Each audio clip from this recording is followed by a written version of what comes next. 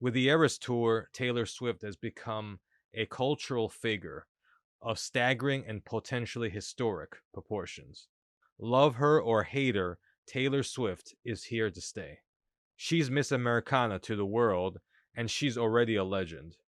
The purpose of this video is to break down the Eras Tour, tell you what the Taylor Swift phenomenon is really all about, why she's always in the news, what her business empire is really about, why she matters dearly to tens of millions of people, and what her popularity says about the relationship between men and women in the West.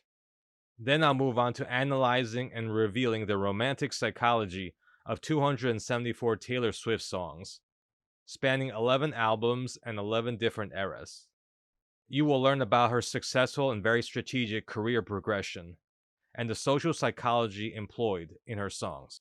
After watching this video for 1 hour, you can go from knowing almost nothing about Taylor Swift to having a solid grasp of her entire career.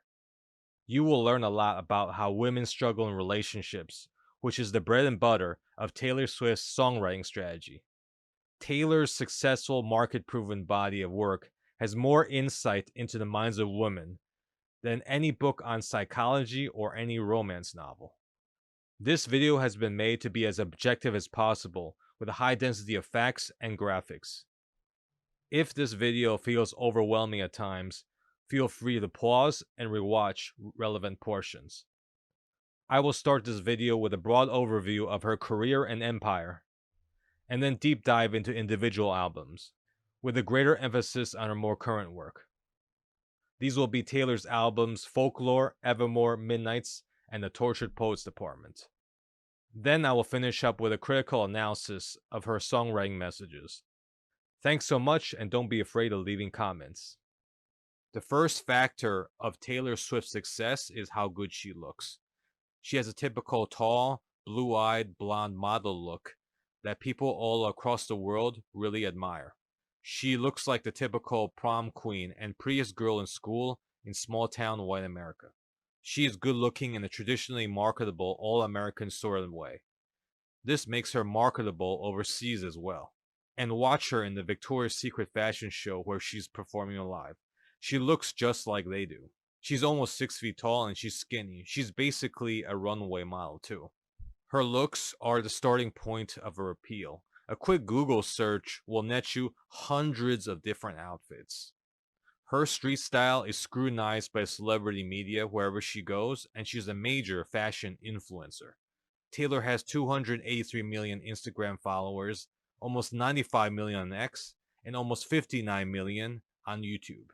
Estimates vary, but almost half of American adults are fans of her, and the number of Swifties number almost 60 million people. Worldwide, it's estimated that there are 100 million Swifties. She's on the cover of Time Person of the Year. Her highly publicized relationship with Travis Kelce boosts NFL viewership and increases the franchise value of the Chiefs by over $300 million. Taylor Swift is not just a musician, but more akin to a mega franchise worth up to $5 billion. She herself is worth an estimated $1.3 billion. The Eras Tour is the most financially successful tour of its kind in history, and Taylor Swift is the biggest pop star on earth. Taylor brings in an estimated $90 million per concert. Her Eras global tour has been so massive that they materially impact local economies wherever she visits.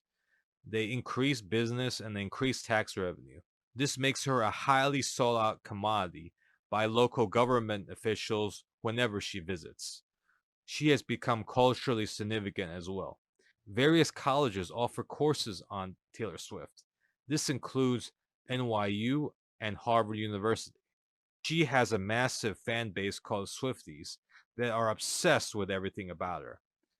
They worship her as a goddess and purchase everything related to her. There are even Taylor Swift lookalikes that go around making money and looking like her. When she chooses to comment on politics, her gigantic fan base responds in kind. It can be said that she has a parasocial relationship with her fans and she actively communicates with them. Taylor Swift is a millennial, with roughly half being from this cohort.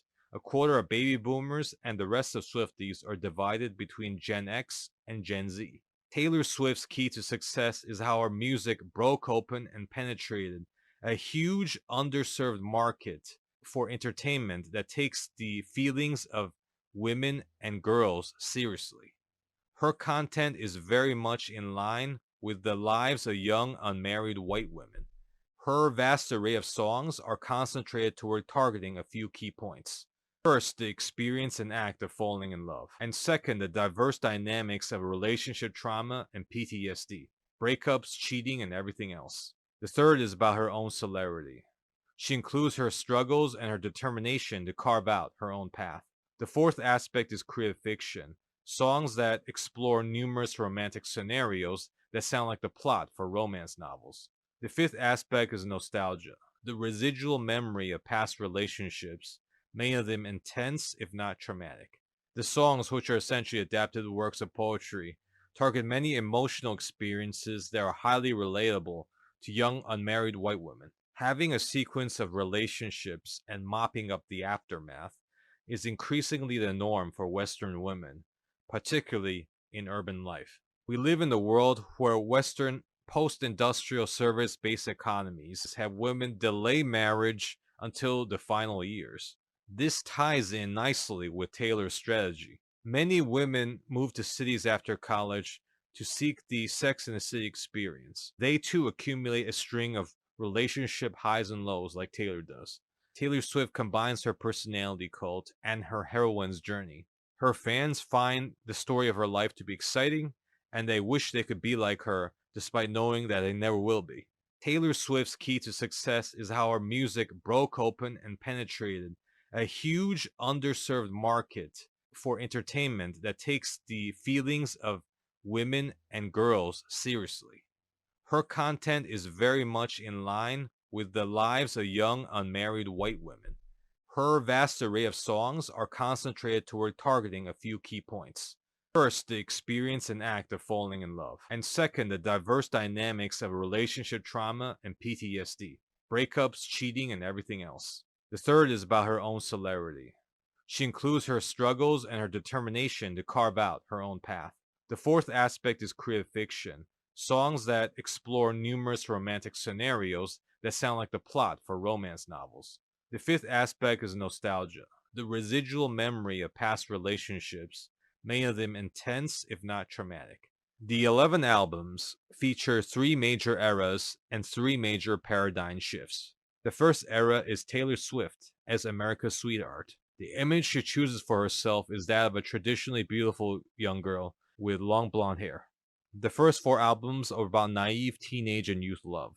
It's more country music than pop and rock.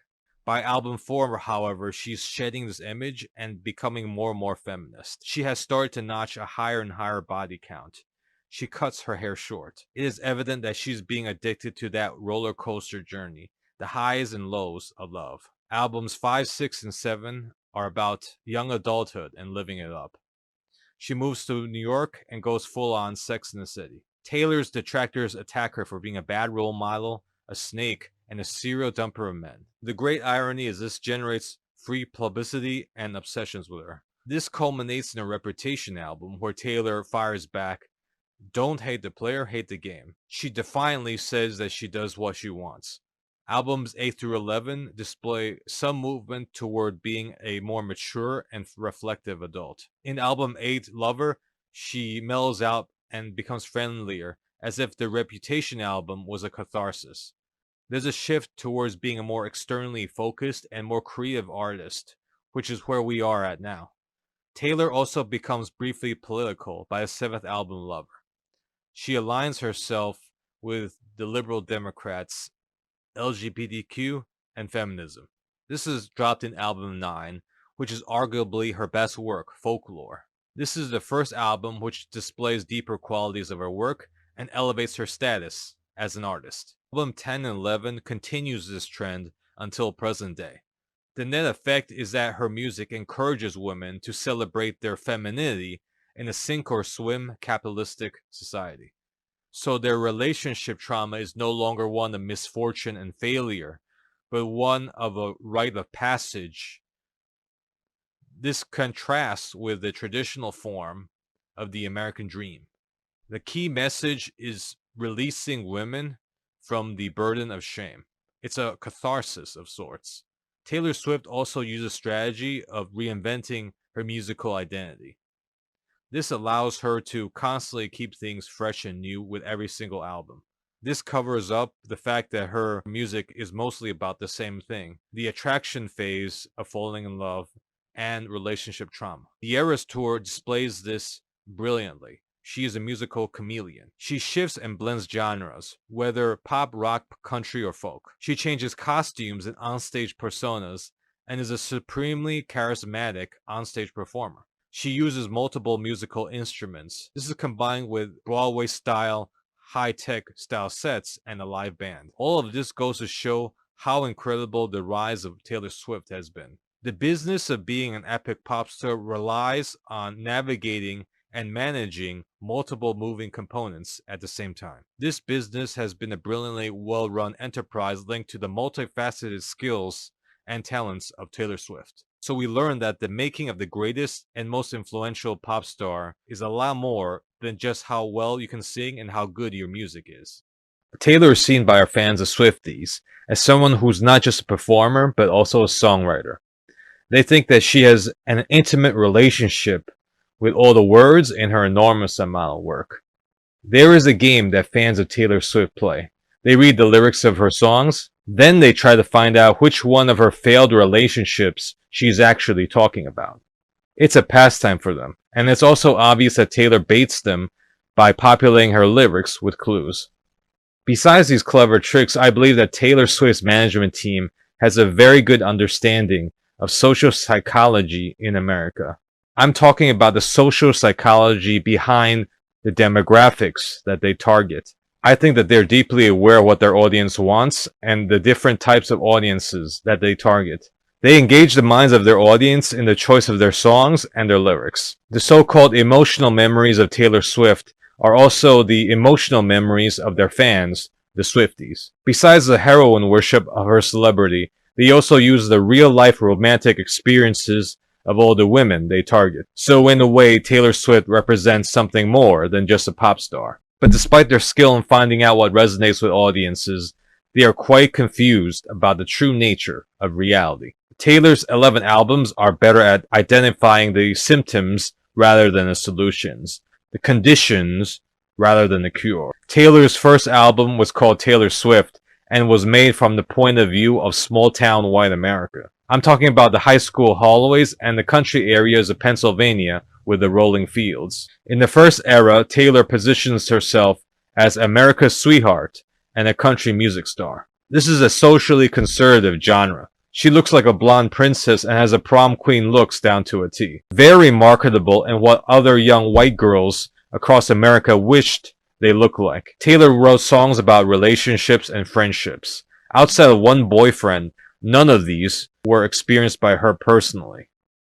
Instead, she used the experiences of others. She tackles a lot of issues. One-sided love, failed relationships, heartbreak, struggling to distance oneself from a partner after a breakup, eating disorders, loneliness, and uncertainty over where she belongs.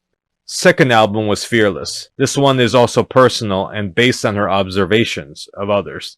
It's also about her family life and personal successes. She indulges in fantasies about Prince Charming and white horses, Kissing in the Rain, and Romeo and Juliet.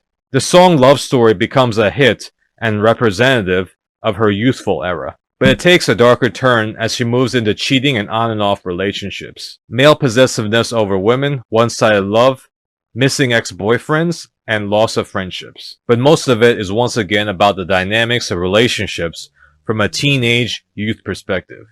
The difference is that it plays on themes of still being innocent and starting to gain romantic experience. This is really Taylor Swift's early beginning as someone with a truly massive body count. Speak Now is a third album, this time as a young adult. Once again, it's a mixture of real and imaginary experiences. Besides a song about love at first sight, it is another album about romantic trauma and romantic PTSD. This would develop into becoming a key feature of Taylor Swift's career. It's about heartbreak and broken relationships, with some content about the effects of fame. This is when the media starts noticing that she's constantly dating high status and good looking men, and dumping them one by one. Then they start attacking her for it. Songs talk about her guilt over wrongdoings and her desire for her ex-lovers to forgive her. Issues with lingering love for ex-boyfriends and manipulative older men. Ignoring ex-lovers even though she doesn't want to. Jealous anger toward women who took men she wanted away from her. She runs away from love to avoid pain and heartbreak. Her failure to find the highest happiness and her lingering hope for that Disney happy ending of Prince Charming and White Horses. This is the album where media scrutiny picked up interest in Taylor Swift's personal life. They found a link between some of her songs and her real life. But at the same time, her image as America's sweetheart starts to degrade. She's not living the conservative and traditional lifestyle of a family-oriented woman. It is also the beginning of what appears to be an endless addiction of falling into and out of love.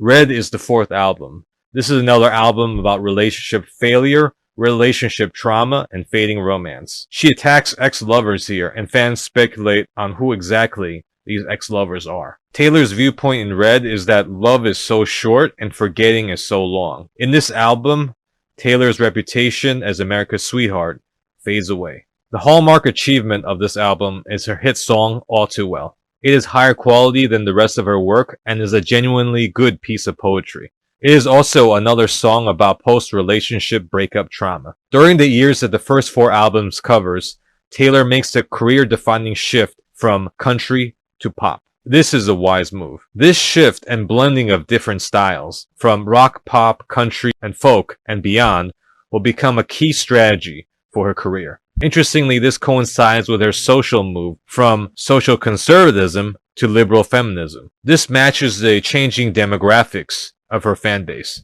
She's come of age and living a life that most of her millennial peers can only dream of. Taylor Swift is a young adult now. In the early 2010s, Taylor Swift lived a full-blown, ultra-luxurious celebrity lifestyle. But at the same time, her public image starts to change. Her persona as America's sweetheart completely erodes and disappears along with her curly hair. She becomes very social with famous people and lives a life of sensual pleasures and excitement.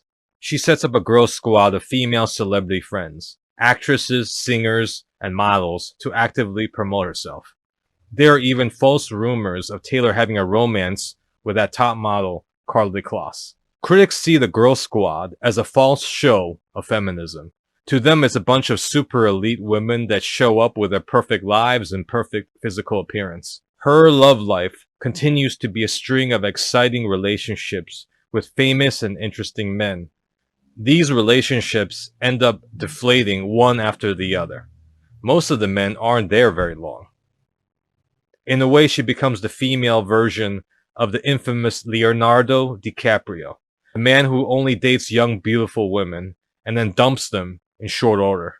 Taylor goes after famous and high-status men for the most part. For Taylor, this is not a game of equals.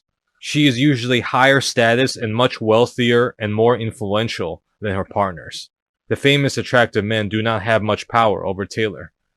As a consequence of being a female player, Taylor is constantly getting attacked by the media. She is called a manipulator. The funny thing is that all of this is just free marketing, just increases fan interest. Taylor is seen by her fans as Swifties as someone who is not just a performer, but also a songwriter. They think that she wrote everything and has an intimate relationship with all the words in her enormous amount of work. Taylor knows this and exploits the situation accordingly. So she responds to her critics with her fifth album, 1989. This marks a paradigm shift. Taylor moves from Nashville to New York City, and the great change is celebrated with a hit, Welcome to New York. In the song Blank Space, Taylor defies the mainstream media and flaunts her love life. She tells them that she knows that they think that she's crazy, seductive, glamorous, and manipulative, and she's proud of it.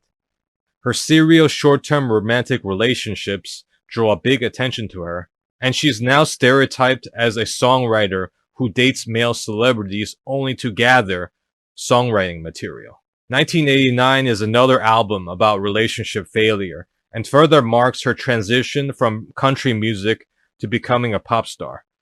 The songs are intended to connect with a wider audience.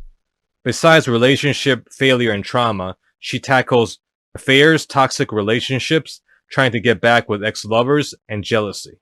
The proud theme of I do what I want emerges.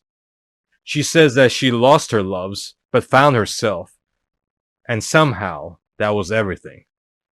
Throughout the album, Taylor mocks the media for judging her about what she does in her romantic life. Reputation is a sixth album. Her small town roots at this point seem like it's 1,000 years ago. She sets up a girl squad of female celebrity friends, actresses, singers, and models to actively promote herself. Taylor continues dating and dumping celebrity men. Her moral reputation is in tatters, but is making her more famous than ever. The Reputation album is essentially about Taylor Swift's celebrity and her response to it. And as usual, it's about the dynamics of relationship trauma and drama. Like Fire and Ice, the other half of the album is about finding meaning, love, and friendship. Tying it together is the feminist theme of I do whatever I want, including manipulation of men. This is Taylor as being an out-of-control woman in her prime, as Taylor embraces her bad girl side, in which she was more or less concealing until this point. She even glorifies her high-class party lifestyle, invoking herself as a modern 1920s socialite. In a way, this is Taylor at her peak wildness. She is unapologetic about her great success. The great irony behind this album is that it is around the time where she meets and gets into a relationship which lasted 6 years with Joe Alwyn. As her string of relationships ends, this would greatly change the nature of her future songwriting. Lover is Taylor's 7th album. This marks a paradigm shift away from her dark, I do whatever I want, bad girl persona in Reputation. We get a much more relaxed and personable Taylor here, as if there's a cool breeze washing away her sins. It's such a massive shift in character that leads one to wonder if Bad Taylor was all an act, a managed performance on the part of her franchise. Lover is once again about the dynamics of relationship trauma, but with a much lighter tone. In her songs, she forgives her old enemies, the media and various individuals. She describes her album as a love letter to life, in all of its maddening, passionate, exciting, enchanting, horrific, tragic, wonderful glory. This includes themes of sorrow and loneliness. We have songs about commitment and marriage, failed long-term relationships, and successful love connection. Songs about the pain of short-term relationships, and Taylor's acknowledgement of past mistakes and hurts.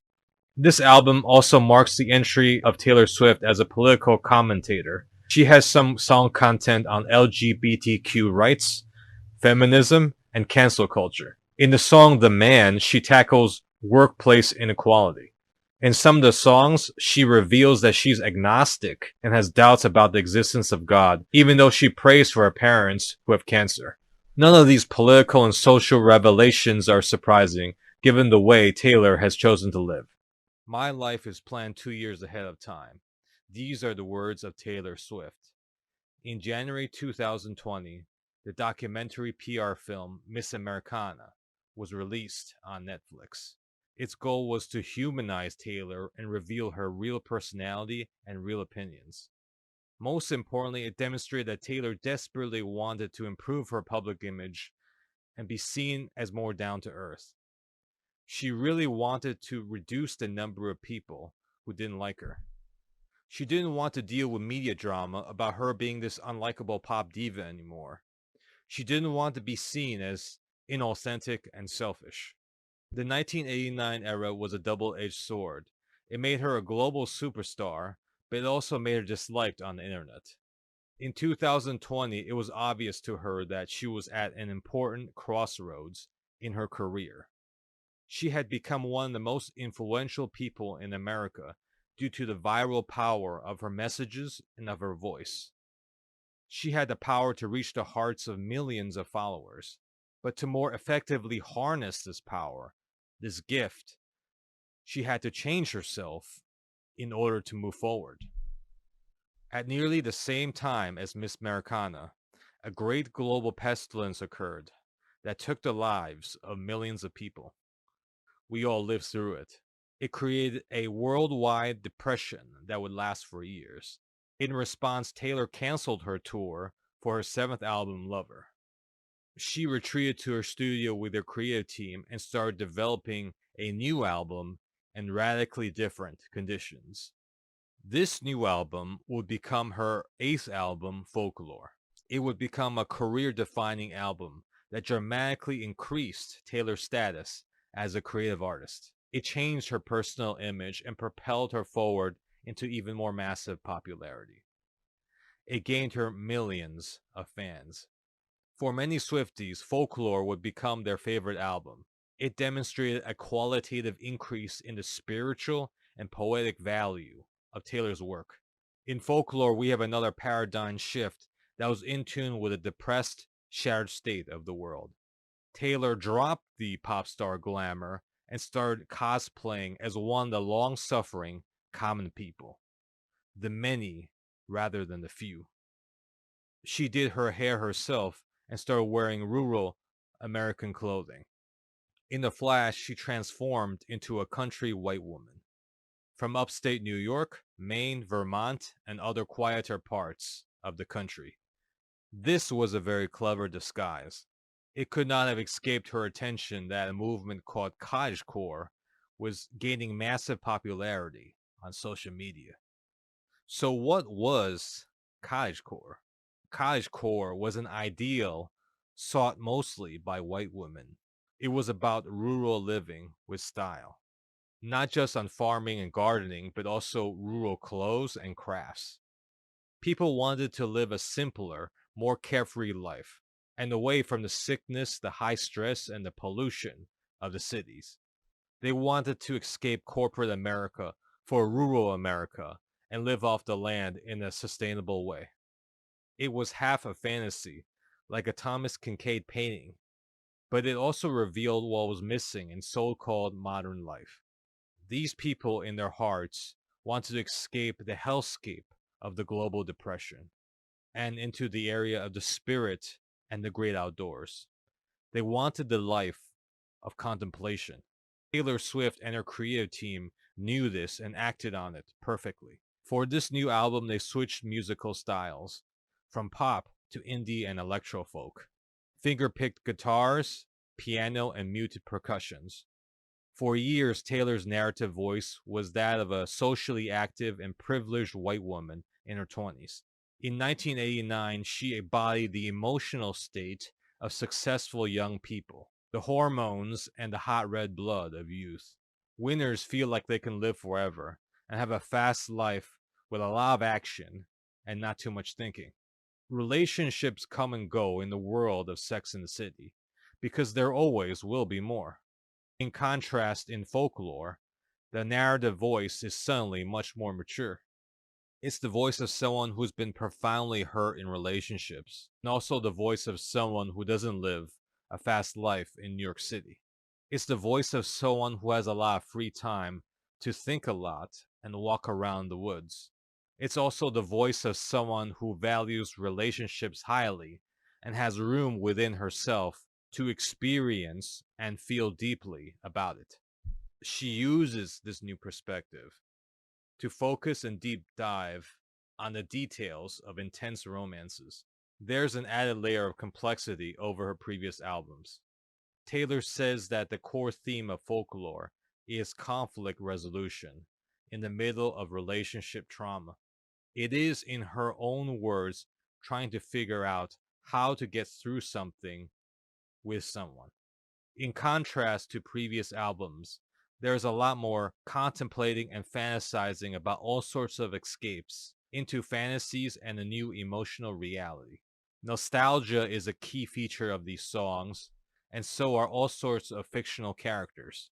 Songs Cardigan, August, and Betty features a love triangle. The one is about a love that could have been, but was destined not to be. The song Illicit Affairs is about infidelity, and My Tears Ricochet is about a love-hate relationship.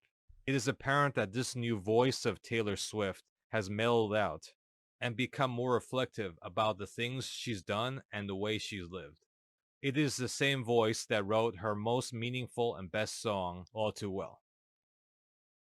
Taylor Swift's eighth album, Folklore, proved to be a massive success.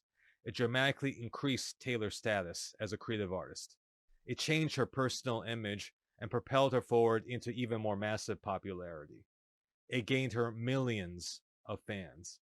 Folklore demonstrated a qualitative increase in the spiritual and poetic value of the franchise. Taylor and her creative team reinforced success by developing their ninth album, Evermore. In Taylor's own words, she said, "I love the escapism I found in these imaginary and not so imaginary tales. I love the ways you welcomed the dreamscapes and tragedies and epic tales of love lost and found in your lives. So I just kept on writing them." So Evermore was a sister album to Folklore. Musically and visually, Folklore represents spring and summer, and Evermore represents fall and winter. In both, we have albums that are in tune with the shattered state of the world. Evermore blends indie pop, rock, and folk together in impressionist storytelling. The subject matter is an anthology of stories about love, marriage, infidelity, and grief, and studies the complexities of human emotion. The visual aesthetic of Evermore is fall and winter in the countryside and in the woods. This winter is one of lingering sadness and regret. So Taylor once again dropped the pop star glamour. She started cosplaying as one of the long-suffering common people, the many rather than the few.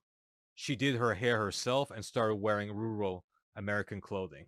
She continued adopting the college core theme of a life of contemplation in the country. The cover artwork for Evermore shows Taylor in a barren field, facing away from the camera, looking over at bare trees in the distance. She is standing at the edge of the forest, while in Folklore she was standing inside of the forest. The single-breasted, brown and orange flannel coat has become iconic with the album, with replicas quickly bought up by Swifties. The same goes for her iconic white cardigan worn by Taylor in her Folklore photos and her music video. In her own words, Taylor says that the theme of Folklore was conflict resolution and trying to figure out how to get through something with someone. In contrast, Evermore deals with endings in all shapes, sorts, and sizes, and the pain and various phases of these closures. Evermore focuses on fictional characters.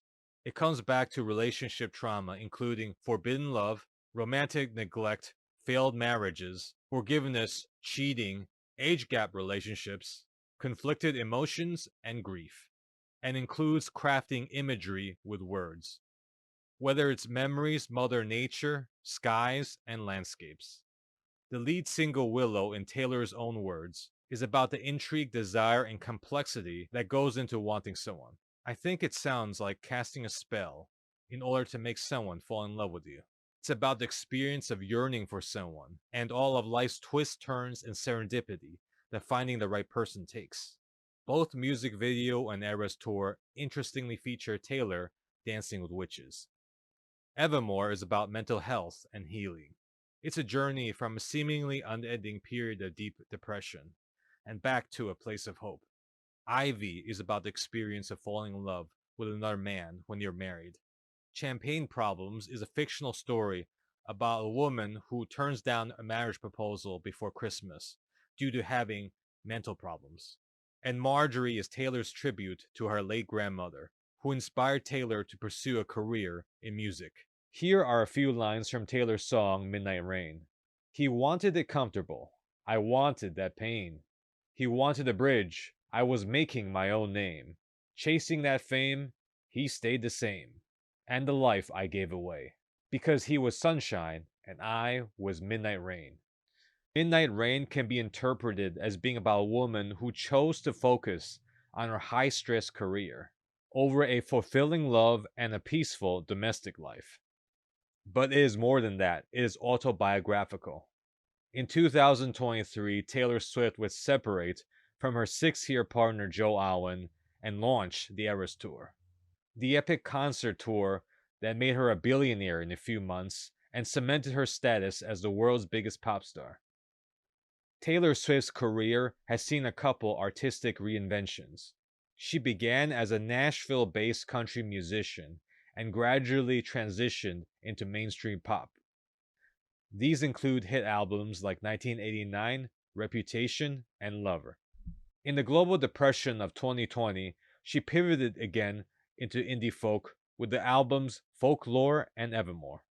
2 years later, Taylor released her next album, Midnights, which was once again another genre reset.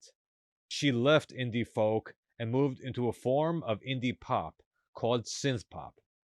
Midnights is a combination of synthpop and electropop. It is influenced by R&B, hip hop, and electronica. Voice manipulators are also used. Midnights is relaxed music that stimulates an intimate and isolated atmosphere. It features Taylor using hip hop cadences in a sort of conversational style of singing. A 1970s aesthetic was chosen for the album, both musically and visually.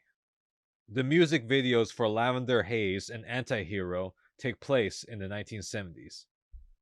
In photographs, Taylor dresses exclusively in retro fashion and surrounds herself with retro artifacts and rooms. The Midnight segment for the ERAS tour features an old-school disco club setting, with Taylor as the dancing star. The themes of Midnights are primarily about love and the reflections about it. These insights are primarily from Taylor's own experience or are fictional. The songs revolve around the concept of lying awake in the middle of the night, while feeling and haunted by intense emotions. These emotions come in the form of confessions. These confessions are made up of 5 major themes. These are falling in love, falling out of love, wondering what might have been, self-hatred, and revenge fantasies.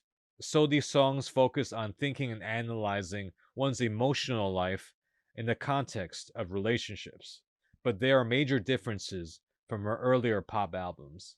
The album 1989 is from the point of view of an attractive urban woman in her 20s. Midnights features a 32-year-old Taylor and the narrative voice of an older and more mature woman. While many would argue that 1989 was Taylor's best pop album, the themes in Midnights are comparably deeper and more heartfelt. She demonstrates an improved capability of articulating and dealing with her emotional experiences and relationship struggles. Midnights also portrays a uniquely feminist triumph. The emotional experiences are translated into poetic songwriting, and the narrator successfully deals with her struggles. The crisis is won.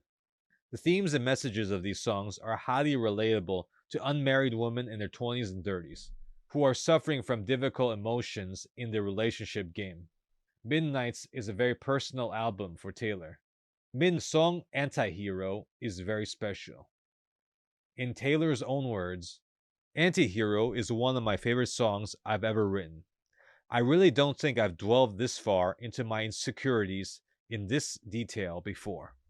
I struggle with the idea that my life has become unmanageably sized, and I, not to sound too dark, just struggle with the idea of not feeling like a person. This song is a real guided tour throughout all the things I tend to hate about myself. And it's all those aspects of things we dislike and like about ourselves that we have to come to terms with if we are going to be this person. So I like Antihero a lot because I think it is really honest. In Antihero, Taylor says that sometimes she feels like she gets older, but never wiser. She's had to deal with many traumatic experiences with other people in her career.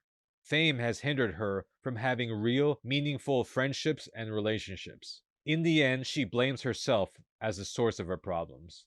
Taylor Swift is the antihero. In the song Lavender Haze, Taylor focuses on the passion of love rather than being influenced by the negative gossip of others. In Taylor's own words, I think a lot of people have to deal with this now, not just public figures, because we all live in the era of social media. If the world finds out that you're in love with somebody, they're going to weigh in on it. Like my relationship. For 6 years, we've had to dodge weird rumors, tabloid stuff, and we just ignore it. The song Great War is about people fighting in relationships and struggling to get things back together again. Bejeweled is about a woman being devalued by their partner. In Revenge, she goes out for the night and regains her confidence because she can dazzle any room she gets into. Mastermind is Taylor gloating about how strategic and clever she is in getting her boyfriends to do what she wants them to do. Interestingly, she performs this at the end of the ERAS tour, and it's almost like she's talking about her fans, the Swifties. The final song of the ERAS tour is Karma. This song is really a message to various people who made her life and career difficult in the past. Taylor declares karma as being her greatest ally. This metaphysical force protected her all these years and allowed her to flourish. The very fact that it's the last song in the ERAS tour is a sign that she's using this song to proclaim final victory. Taylor Swift's 11th album is called The Tortured Poets Department. In Taylor's own words, The Tortured Poets Department is an anthology of new works that reflect events, opinions, and sentiments from a fleeting and fatalistic moment in time, one that was both sensational and sorrowful in equal measure. Taylor describes her new album as fatalistic, with themes of longing for someone and suffering from lost dreams. It features a mixture of real and fictional relationship scenarios. Confession, vulnerability, heartbreak, delusion, and anger are primary themes. So this album is about how emotional violence occurs and how emotional vulnerability develops in the mind. In contrast to Taylor's pop albums like 1989, The Tortured Poets Department is as downcast as its namesake and isn't danceable pop. The first half of the album is primarily composed of a muted form of synth pop, mixed with 1980s rock and power ballads. Taylor mostly sings in her lower vocal register to deliver rap-like conversational verses.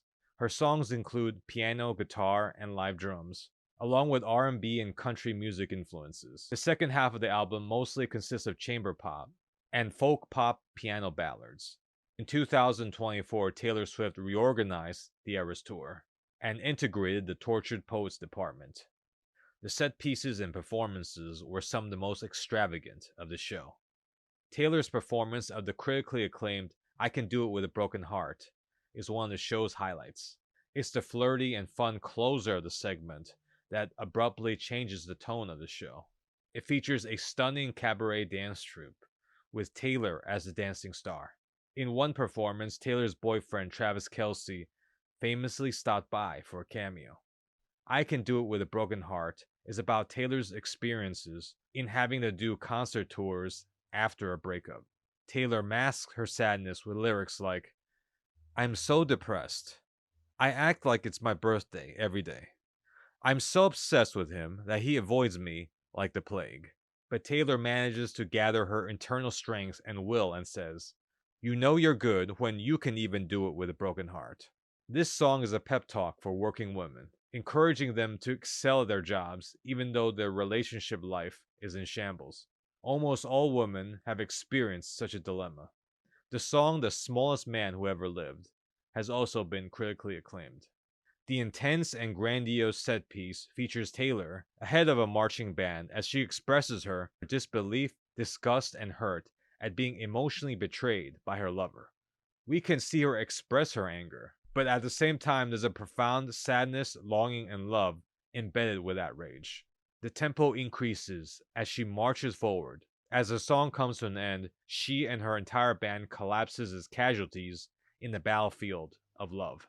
Fortnight features a fictional story about a woman who struggles with anger toward her married ex-boyfriend. Her own husband cheats on her, and her ex-lover sings about running away together. In Taylor's own words, Fortnight really displays a lot of common themes that run throughout the album, including fatalism, longing, pining away, lost dreams. I think it's a very fatalistic album, in that there are lots of very dramatic lines about life and death. And I love you, it's ruining my life. These are very hyperbolic, dramatic things to say, but it's that kind of album. It's about a dramatic, artistic, tragic kind of take on love and loss. You ended up not with the person you loved, and now you just have to live with that every day, wondering what would have been, maybe seeing them out. And that's a pretty tragic concept, really. So I was just writing from that perspective. Down Bad is about falling hopelessly in love. The metaphor in Down Bad is that I was comparing sort of the idea of being love bombed, where someone rocks your world and dazzles you, and then just kind of abandons you. This girl is abducted by aliens, but she wanted to stay with them. And then when they drop her back off in her hometown, she's like, wait, no, where are you going? I liked it there. It was weird, but it was cool. Come back.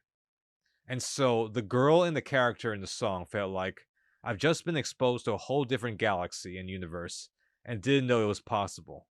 How could you put me back where I was before?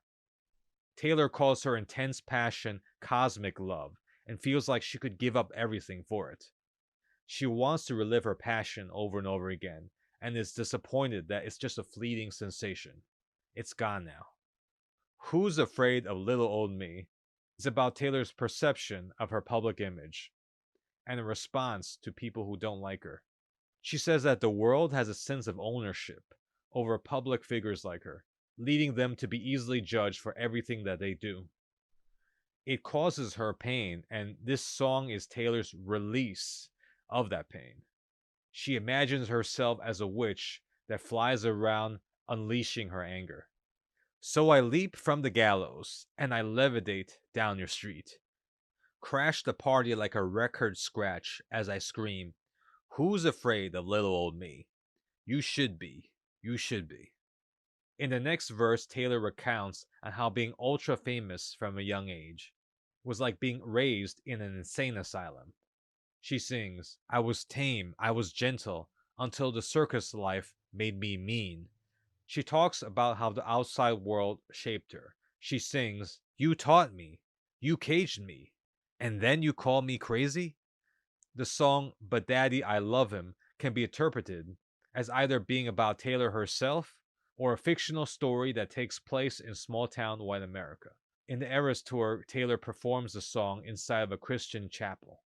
In her story, a woman is trapped in a small town, hopelessly in love, and suffers because the religious townfolk are disappointed with the qualities of the man she loves. She points out that she rejects their fake and superficially pious concern. She doesn't believe that other people have her best interests in mind. Her man is crazy, but he is the man she loves. She loves him unconditionally and with no apology. Taylor Swift's album, The Tortured Poets Department, has received mixed reviews from both professional critics and fans. Some critics say that the album is sophisticated, witty, and bold, while others find the songs excessive with words and just a plain lyrical mess. Critics have said that the double album was rushed to market, way too long and way too bloated, with dud songs that should have stayed on the cutting room floor. A common complaint is that the quality of the writing just isn't up to the usual standards of Taylor and her creative team. Too many nonsensical statements and muddled songwriting. So the lyrics in Tortured Poets Department has been seen as being weak and overwritten. On the other hand, some pro-Taylor reviewers and Swifties fire back that the Tortured Poets Department just hasn't been properly understood. They say the album is not geared toward easy listening by mainstream audiences, but for real fans of Taylor, who understand the lore and can get the most out of it. It is meant to be cryptic and mysterious, and talked about for some time. But despite all these different views, there are generally agreed on points to the album. It is undeniable that songs have a certain heavy, chaotic, unfiltered emotion that give it a certain authenticity. But others have said that the themes of the Tortured Poets Department are unrelatable, and the album seems to be without a clear genre. I think a lot of these points are valid, but overblown and harsh. I believe that pop music should be designed for popular audiences, and not be overly confusing and overly obscure. The Tortured Poets Department is 2 hours long and contains 31 tracks. I found 9 good songs, while the others needed more work. So more than a quarter of the album is pretty good. Most of these songs have been featured and spectacularly performed in the ERAS tour. These songs are Fortnight, The Tortured Poets Department, My Boy Only Breaks His Favorite Toys, Down bad, but daddy, I love him. Who's afraid of little old me? I can do it with a broken heart. The smallest man who ever lived. And finally, So High School. All in all, if the Tortured Poets Department was released as a single album, with all of these songs featured, there would be fewer complaints. The criticism about the album being unrelatable is also understandable. The structure of the album is indeed confusing and thematically all over the place. An example of this is Taylor's song and music video Fortnight. It is cryptic and mysterious.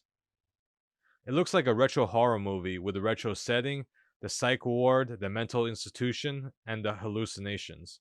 And it's not just Fortnite, there's a certain eeriness in many other songs of the album. Overall, I believe that the genre of Southern Gothic is the biggest inspiration for the Tortured Poets Department. By adopting a Southern Gothic theme, Taylor has taken a creative risk. Not everyone knows what this is. So what is Taylor's Southern Gothic? To start off, it's mostly about poor white people. It's a storytelling style and setting that originated in English literature and can be found in books, movies, shows, and even games. The setting takes place mainly in the American South, among the ruins of rural white America. Think about deindustrialization and the Rust Belt, and the massive social and economic ruin it caused. Think about the dark underbelly of America and what it looks like. Southern Gothic takes places in areas that once saw better days, and now is totally screwed up and decayed. Horror movies love using the setting. Characteristics of Southern Gothic stories include isolation and marginalization of people. In Taylor's case, women trapped in small country towns. Corruption, poverty, violence, and crime. Destitution and decay. Religious extremism and sexism. Oppression and discrimination. And of course, mental illness and psychological trauma. Some examples of legendary authors in this space are Edgar Allan Poe, Anna Rice, William Faulkner, and Cormac McCarthy. Famous movies and films include Deliverance, True Blood, American Horror Story, Preacher, and Lovecraft Country. There are books like The Sound and the Fury, Interview with a Vampire, and Child of God, Edgar Allan Poe's The Fall of the House of Usher, and the game Resident Evil. With all of this media in mind, you can understand what's going on with Southern Gothic. A common theme of this genre is innocence surrounded by abuse. Taylor's narrative voice can be interpreted as being about white women being trapped in poor small towns, struggling with limited options for better men and a better life. Songs of this type include But Daddy, I Love Him, Down Bad, My Boy Only Breaks His Favorite Toys, and The Smallest Man Who Ever Lived. So I bet if people re-listen to the Tortured Poets Department with Southern Gothic themes in mind, they'll have a much better and much more fulfilling listening experience. Taylor Swift's songs are obsessed with romantic attraction, relationship trauma, and breakups. These are the lyrics of a love junkie that is addicted to the rise and fall of relationships. Love junkies seek these highs, but like all strong emotional experiences, they gradually fade away to normal. But normal is not good enough. We want more and more until the relationship is no longer worth the trouble. Taylor's albums claim to process her emotions through songwriting. It would seem that this would serve as a catharsis and a signal to move on. Yet for the most part, she frequently sings about the same romantic scenarios. She repeats herself over and over again. This repetition occurs throughout her 11 albums, often in more and more subtle and artistic ways.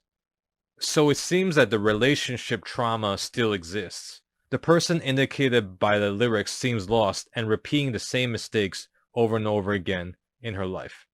While there's some truth in her lyrics, there's also a great deal of fiction. All of this is part of the multi-billion-dollar Taylor Swift franchise. Taylor Swift's life and songwriting become a cycle of sorts. This interestingly matches Buddhist concepts about the cycle of suffering. This is a psychological teaching that's proven in Buddhist psychology and also Western psychology and has a 2,500-year track record. The bottom line is that this chasing of sensual pleasures, feelings, and experiences has no end to it.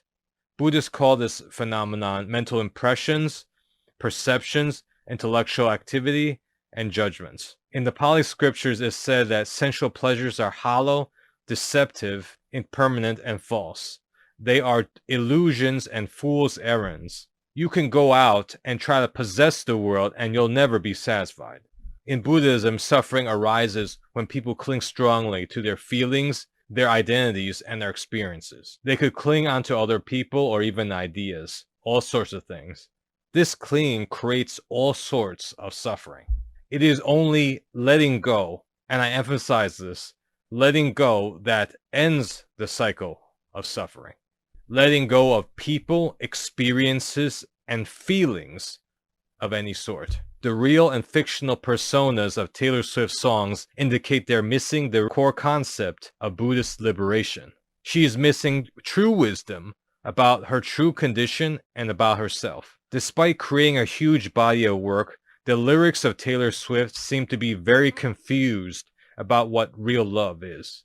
I'll be very simple. In romance, there are short-term relationships and there are long-term relationships. Short-term relationships are heavily hinged on sexual and romantic attraction. That early, idealized vision of the other person, combined with a huge relief one feels when they are no longer single. Longer-term relationships and successful marriages are very different. When I say real love, I'm saying love that has survived the most time, pressure, and stress. My personal benchmark is a relationship that has lasted at least for 10 years. Love needs to be tested and put into the pressure cooker. Cheap and easy love is love that's untested. Short-term relationships are untested. Taylor's romantic partners are generally with her for less than a year. She had one 6-year relationship. I personally do not take relationships that have lasted only 1 year that seriously. Even a 6-year relationship is not fully proven. Real love is endless hard work that's unglamorous and underappreciated for the most part. It involves work that's mostly too boring to even remember. But it creates a bond that endures, and ultimately a much more fulfilling and longer lasting sort of love. Now this sounds harsh, but let me explain. A long time ago I reviewed Love and Limerence by Dorothy Tenoff on this channel. Limerence is the intense and obsessive feelings for someone. This is most powerful in the early stages of a relationship, and it gradually fades with time. It declines due to increasing familiarity and increasing amounts of disappointment. Once partners get used to each other and know each other better, the limerence drops down to a new normal. Taylor's music is mostly about the brief affairs and short-term relationships. That's when feelings are the strongest. The feelings decline when life gets in the way and there are increasing troubles. The fact that Taylor ends relationships so quickly gives me an impression that she has too many distractions as a major celebrity. She has so much opportunity to meet new people that maintaining a normal love life has been mostly impossible for the past 17 years. This means that it is easy for Taylor to dump men when in a normal circumstance they would soldier through the relationship. Taylor could be easily bored and disappointed by relationships due to her intensely lived life. I get the sense from her lyrics that she has a high expectation for sensual pleasure and reacts badly to post-breakup. She has also admitted in later songs that her career and personal faults contributed to all the breakups. In my view, the lifestyle of a female or male player has severe consequences. Only sociopaths can avoid these consequences, and Taylor is certainly not a sociopath. Her songs attest to her huge amount of relationship trauma. It is also important to note that the content of her music literally demonstrates that all of this bears a heavy cost. So is it psychologically healthy to have so many romances? While I think it is worthwhile to gain some romantic experience, having too many could damage you for a real relationship. Too many relationships with too many people will change you, and it may not be for the better. Every failed relationship will affect the way you think and the way you feel. If you spent 10 years and had 10 short-term relationships, you've wasted a lot of time. Given the content of Taylor's songs, I wonder if she has permanently damaged herself for marriage, like Leonardo DiCaprio. The hard truth is that we are all dying, even though we may still look young. Time is the most precious commodity. Giving up on significant others and not resolving interpersonal conflicts can lead people to abandon otherwise successful relationships. We only have a limited amount of time and opportunity. The relationship PTSD embedded in Taylor's songs are a warning to fans to not take her road. As for Taylor herself, I think it's time for her to do some soul searching. She needs to find out what sort of man is most appropriate for her and for the long term. She should be looking for someone to grow old with. It may be a man like Travis Kelce, or it may be someone else. She is aging, and there isn't much time left. Thanks so much for watching. Please help out this channel by subscribing, liking, and ringing the notification bell. Check out the playlist. Comment below on what you think about Taylor and her music.